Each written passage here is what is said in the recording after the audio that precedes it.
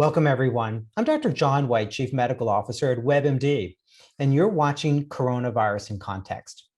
You know, we all experienced a lot of stress when lockdown started. And now that we're starting to reopen, a lot of folks are experiencing some challenges again. PTSD, sadness. It can be very difficult to cope. So to help provide some tips and some guidance, I've asked Dr. Phil McGraw to come back and tell us what we need to be doing. Dr. Phil, thanks for joining me again. It's nice to see you. Well, it's good to see you, Doctor. And what a great topic, because quarantine seems to be winding down for a lot of people, either in whole or part. And so there are challenges of getting back out there. Yeah, I want to talk about this survey that was recently done that you and I had some email on. And it surveyed over 49,000 adults in 8 countries, because it's happening all over the world. And it showed that 55% of respondents experienced some type of COVID-related adversity or trauma. And a quarter of people have shown clinical signs of mood disorder. And yet only 40% of people said that they're succeeding or thriving. What's the long-term impact of these type of results, Dr. Phil, in terms of what we're seeing? Well, that's a great question, Doctor. And the thing is, we do have some precedent for these things from quarantines that have happened in Peru, some in Australia, and the effects are long-term, sadly. And it depends on where you are on the age continuum and where you were when you entered the quarantine in terms of your mental and emotional adjustment. For those that had a pre-existing condition, mental health-wise, particularly in terms of anxiety, depression, PTSD, the effects of the quarantine seem to be even more profound. And I think we're going to be seeing the effects for years, if not decades to come. And I can talk about it a little bit in terms of children and their educational attainment, but then also adults, because there is PTSD. You do see confusion with people coming out of this, anger, anxiety, depression, frustration, guilt and shame. There's a stigma associated with people being quarantined, particularly around those that have not. And there's a certain learned helplessness that people are experiencing. And then there's the stress, and particularly that which comes from lost income when they get back out there and have to start building their lives back up. And one of the things that people haven't talked about very much is avoidance behavior, because when they start to get back out there, I think there's a whole lot of people that aren't going to go rushing back out the door and embracing their life with both hands the way it was before. I think there's an intimidation factor. They're going to hold people back. So I think the effects are long-term, and that doesn't even address the medical problems because of people being slow to be diagnosed or delaying treatments and therefore allowing diseases to get to a more advanced state. Well, I want to ask you about kind of this reopening. And it was pointed out in the past, 100 years ago when we had the Spanish flu. After that came the Roaring 20s, which in many ways was this, rejuvenation of life. Do you expect we'll see something like the Roaring 20s after this pandemic finally ends? I do think there will be some pent-up appetite, but after that flu epidemic in 1918, the research shows that as much as 10 years later, 40% of the people were reporting some degree of PTSD. Now, they didn't call it that then, but in today's terms, it would have been talked about as PTSD. So there were people that were profoundly affected for a long period of time. But do I think there will be a pent-up appetite? I think there will be. And I certainly hope that as people get back into their lives, that they kind of do it in a safe way. But I do think sporting events, and hopefully these will be outside at first, and other sort of entertainment type events will be outside, so people can kind of exercise that pent up energy where they want to go do something, but they'll do it in a more safe fashion rather than a closed in area. One of the things I wanted to ask you about is the challenges that some people have with change. So some folks can embrace change and do well, but others, I pointed out at the beginning, they got used to lockdown life, pandemic life, right? And now we're saying we're going to reopen, and it's not a light switch for many people. So there's more change coming now. They had adjusted, and now they have to adjust again. Some people have challenges doing that. What advice do you have for those persons to help them deal with the change that's coming? Well, Dr. Whyte, I think there's kind of a 7-step plan that I think about. And number one is to acknowledge that you are getting out of a comfort zone. I mean, people have been locked down. We have gotten used to our world shrinking and being much smaller. So don't be in denial about your feelings. I think it's okay to acknowledge, hey, this is a challenge for me here. I'm getting back out. I'm having to start negotiating interpersonal interactions again. I'm dealing with a more demanding situation than I was a month or two ago. Acknowledge that. Don't try to pretend it's not the case. And particularly if you're having reentry fear, which at least 50% of the people in an APA, American Psychological Association study, say that they are experiencing reentry fear, not associated with the virus, Wow. associated with getting back out there in a competitive world. Number two, take small steps first. So if you're thinking about, well, I got to go back to the office or go back to an area where I'm having to be in groups, start off with small steps. Invite a couple over, go meet a couple at the park, go do something with a few friends where you are. Especially if they're vaccinated. Yeah, exactly. Make sure you've all got both vaccinations. And as I said, meet outside, but do it, take a small step to begin with. And third, I think it's important to focus on those things you do control, because people can feel overwhelmed. And so make sure you focus on things you do control, like you control where you're going, you control the time, you control how you get there, you control whether you're wearing a mask, whether you're meeting with people that have been vaccinated, how long you're going to spend there. Focus on what you do control, because you're not out of control. And fourth, I think it's important that we practice gratitude. I mean, we're focusing on the challenges, but let's also focus on how grateful we are that we've come through this alive, that we're healthy enough to be getting back out there, and that the world is still standing. And five, recognize that we're not alone. A lot of people are feeling what you're feeling. And six, give your feelings a voice. It's okay to say, hey, are you feeling a little antsy like I am? I think it's okay to give your feelings a voice so you don't feel so alone. And seventh is a real big one for me. Give away that which you need the most. If you're feeling kind of isolated and empty and worried about getting back out there, reach out to somebody that's less fortunate than you and give them what you need the most. If you lack reassurance, give it to somebody else. Find somebody that seems more intimidated or more timid than you, and go to them and say, hey, how you doing? I just thought I'd chat with you a minute and see if I could kind of help you get comfortable here. Give what you need the most. I promise it'll fill you up the fastest. And some of these tips do require some degree of self-awareness. And when we chatted at the end of last year, you had this great exercise to help people to do a self-inventory. And you talked about, you're like, John, when you talk to people, they can rattle off 5 things that they don't like about themselves. Easy peasy. But when you ask them, what do they like about themselves? They struggle. So can you go over again with our audience, how do they do a realistic self-inventory that then helps them with those 7 tips you just gave? If you want to take your inventory and get better, then you've got to set measurable goals. It's not just say, I want to be happier. Well, my dog wants to be happier. What does that mean? I want to be more engaged. I want to talk to people more. I want to be more active socially.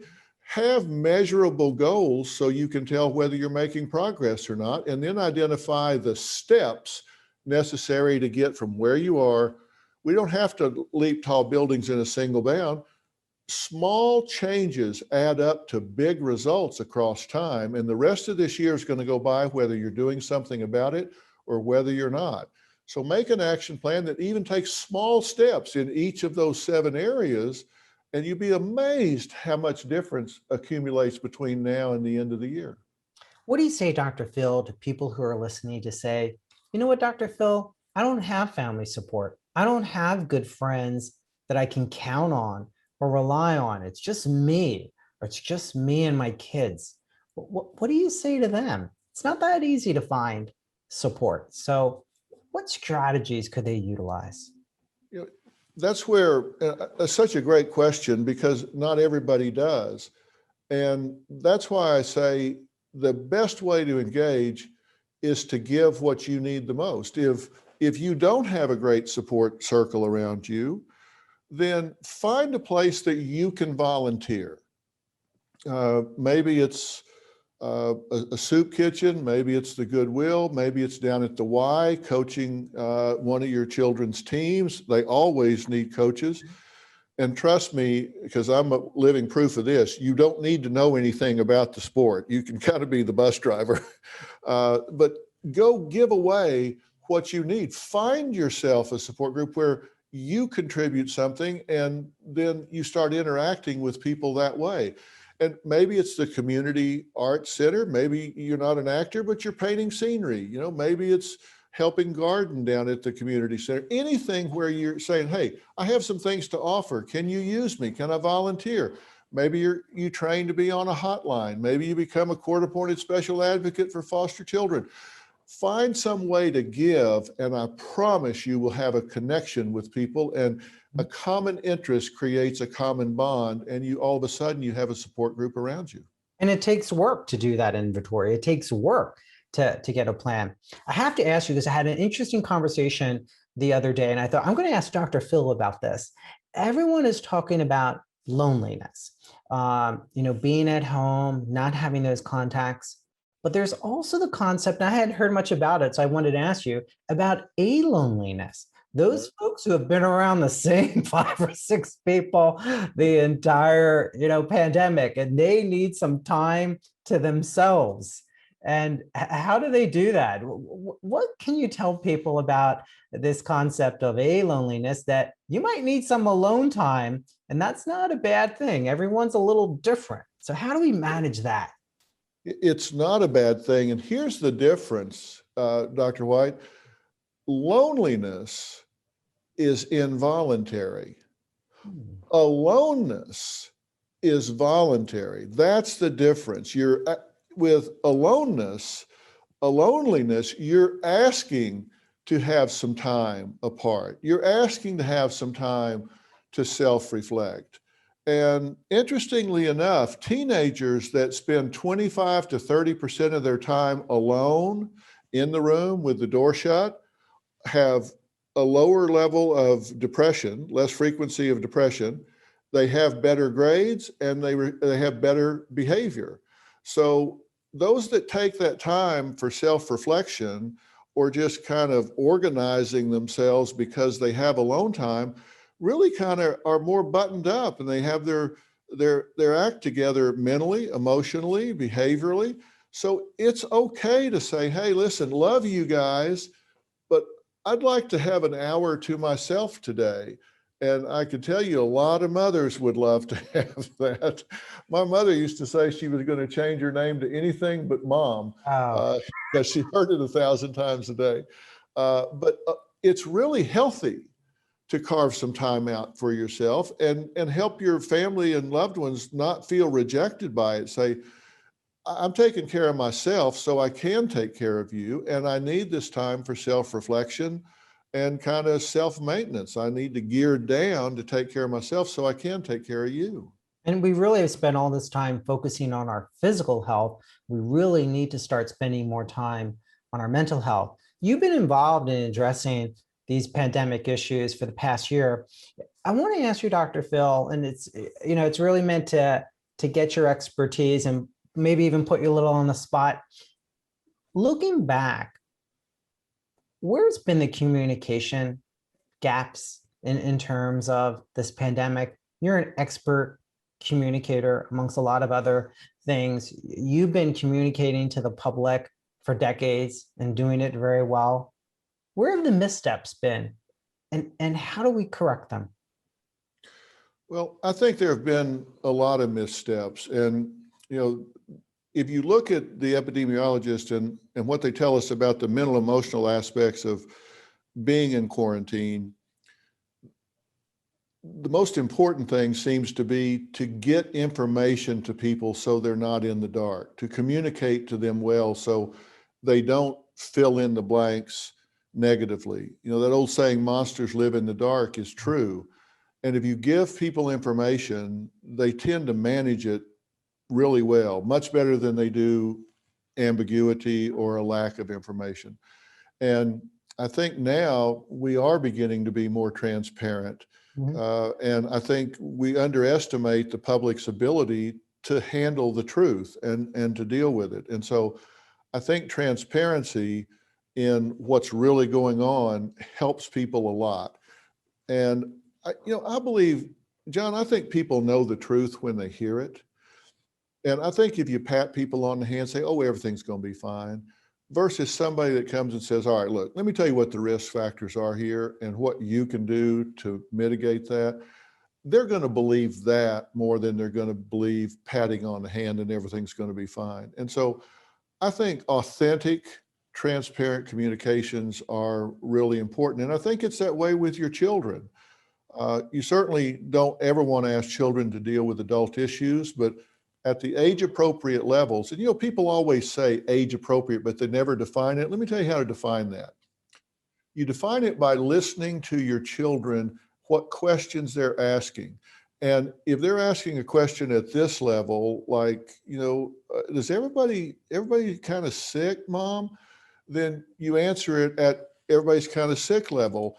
Versus if they're asking, do we have a mutant flu out here? Then you answer it at a more sophisticated level. Let them tell you their level of understanding. And that's how you adjust to age appropriate. Know what their construct system is and where they understand it. But I think our kids need clarity also. And I think as parents, if we'll give that to them at an age appropriate level, because they're the ones that I think are going to have a big problem coming out of quarantine. Because I was talking to Dr. Christakis not long ago, who you may know. He's a pediatrician and epidemiologist. And the educational gap and the developmental and social gaps that have been created during this pandemic going on so long is really going to have a profound impact on these children. And we have to really work to close that gap, or it may never close. We started off by talking about adults and the mental health pandemic that we're facing. Where do you expect us to be a year from now in the treatment of mental health issues for adults, hopefully in a post-pandemic world? Well, I do hope it's a post-pandemic world. Again, there are different categories of adults. And as you know from this mental health quotient study, which I thought was an excellent study, by the way, I thought they did a really great job with that and such a big sample. We know that 18 to 24-year-old adult group was hardest hit. And I think that's because they're still learning how to calibrate life. They don't have all of the built-in support systems that someone your age or my age might have in place. So I think it may hit them certainly harder. There was a big difference between the percentage of 65 and older that considered themselves thriving and successful versus the percentage of 18 to 24s who consider themselves thriving and successful. It was like, what, 2-3 times difference? So I think those younger folks are very resilient, but I really hope they listen to some of the thoughts that myself and others have about acknowledging, hey, I am a little intimidated here. I do need to really attend to myself mentally and emotionally. And I don't need to be ashamed that I need help. If I need help, I need to reach out and get it. Yeah, that's absolutely right. I agree completely. But we have work to do, and we have to develop a plan to get to that point. It's just not going to magically happen. We want to be able to provide resources and help people understand even some of the tips that we discussed today. I appreciate you taking the time to share your insights as always, and give people some useful tools and resources that they can use during these stressful times. Thanks, Dr. Phil. Thank you so much, Doctor. I really enjoy talking to you every time. You just seem to bring up really relevant, to the point sort of concepts, and you challenge me to think about it. So thank you so much. And I want to thank our audience for watching. If you have questions, you can email them to me at drjohn@webmd.net or post on Twitter, Instagram, and Facebook. Thanks for watching.